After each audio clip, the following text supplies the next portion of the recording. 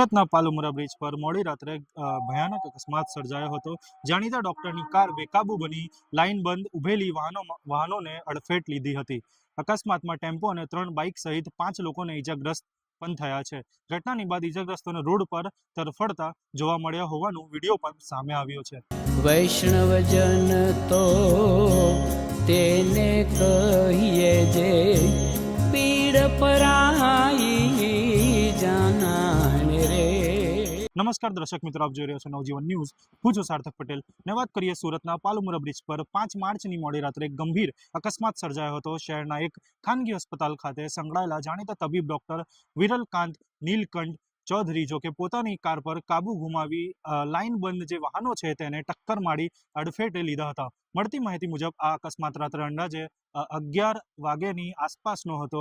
ત્યારે જે વિરલકાંત ચૌધરી ઉંમર 40 રહે ભાટા ગામ પાલ હોન્ડા કંપનીની વી કાર નંબર GJ19 AM 8976 ચલાવી રહ્યા હતા। ત્યારે પાલુમરા બ્રિજ પરથી ઉતરતી વખતે અચાનક કાર પરનો કાબુ ગુમાવતા તેમની આગળ ચાલી રહેલી વાહનોને અડફેટે લીધા હતા। અકસ્માતમાં એક ટેમ્પો અને 3 બાઇક સહિત કુલ 5 લોકોને ઈજાગ્રસ્ત થયા હતા।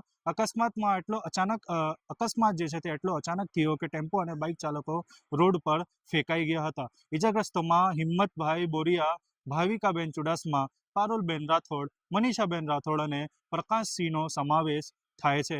આ જે લોકો છે તેમને કોઈકને સામાન્ય ઈજા, કોઈને ગંભીર ઈજા પણ થયેલી છે। તમામ ઈજાગ્રસ્તોને તાત્કાલિક સારવાર માટે મૈત્રી સિવિલ અને સાયોના જેવી વિવિધ હોસ્પિટલોમાં ખસેડવામાં આવ્યું હતું। સદનસીબે કોઈને જીવલેણ ઈજા થયેલ નહીં હતી। પ્રાથમિક તપાસમાં બહાર આવ્યું છે કે ડોક્ટર વિરલકાંત ચૌધરી લાઇફલાઇન હોસ્પિટલ અને વિનસ હોસ્પિટલ સાથે સંકળાયેલા છે અને 5 તારીખના રોજ તેઓ સુદીપ હોસ્પિટલમાં લાંબી સર્જરી જે છે તે પૂર્ણ કરી ઘરે પરત ફરી રહ્યા હતા। પોલીસના પ્રાથમિક અનુમાન મુજબ પાલુમરા બ્રિજ પરથી ઉતરતી વખતે ભારે થાકને કારણે તેમને એક ઝોકું આવ્યું અને આ ઝોકે આવ્યા બાદ જેની કારણે કાર પરથી કાબુ ગુમાવ્યા બાદ તેઓને આ ગભરાટમાં બ્રેકની જગ્યાએ એક્સિલેટર દબાઈ જતા કાર આગળની વાહનો સાથે ધડાકેભરી અથડાઈ હતી અને અકસ્માત બાદ મોટી સંખ્યામાં લોકો સ્થળ પર ભેગા થઈ ગયા હતા। કેટલાક ક્ષણો માટે પરિસ્થિતિ તંગ બની ગઈ હતી અને લોકો ગુસ્સામાં થઈ ડોક્ટરને મારવા સુધી પહોંચી ગયા હતા। ત્યારબાદ પોલીસે સ્થળ પર પહોંચી પરિસ્થિતિ કાબૂમાં લીધી હતી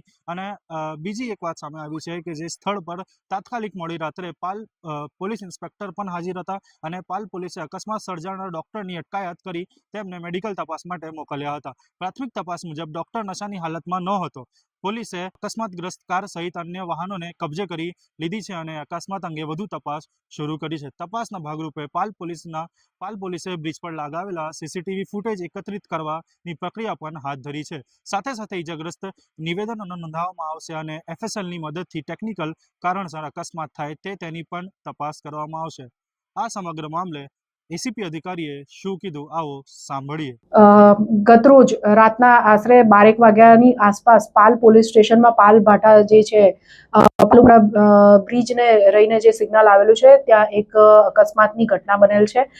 તેની વિગત એવી છે કે ગતરોજ ડોક્ટર વિરલકાંત નલિનકાંત ચૌધરી જે પ્લાસ્ટિક અને વાસ્ક્યુલર સર્જન છે એ પોતાની સર્જરી દિવસ દરમિયાન વિવિધ જગ્યાએ સર્જરી માટે ગયેલ ને સાંજે વેસુ વિસ્તારમાંથી સર્જરી કરીને રાતના મોડા પરત આવી રહેલ હતા। તે દરમિયાન તેમણે સિગ્નલ પર ઉભેલા વાહનોને ફૂલ સ્પીડે ગફલતભરી રીતે વાહન હંકારીને ટક્કર મારી દીધેલ, જેમાં એક ટેમ્પોને ટક્કર વાગતા તેમાં બેઠેલ 2 મહિલાઓ અને એક જે વાહન ચાલક છે તેમને ઈજા પહોંચેલ હતી અને સાથે આ ટક્કર આગળ વાગતા અન્ય 2 વ્હીલર્સને અને એમના એના જે સવાર હતા એ લોકોને પણ ઈજા પહોંચેલ છે।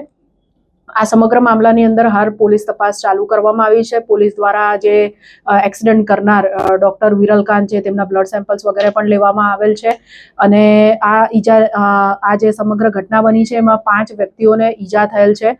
કોઈ પણ વ્યક્તિ ગંભીર નથી, કોઈનું મૃત્યુ થયેલ નથી અને આ જે ફરિયાદી છે તેઓ હાલ જે પોલીસ સ્ટેશનની અંદર છે ટેમ્પા ચાલક હિંમતભાઈ નાથાભાઈ બોરીચા, હાલ પોલીસ તેઓની ફરિયાદ લેવાની કાર્યવાહી કરી રહેલ છે। મેડમ, જે ગાડીની સ્પીડ હતી એ કેટલી છે કે તપાસમાં બહાર આવી?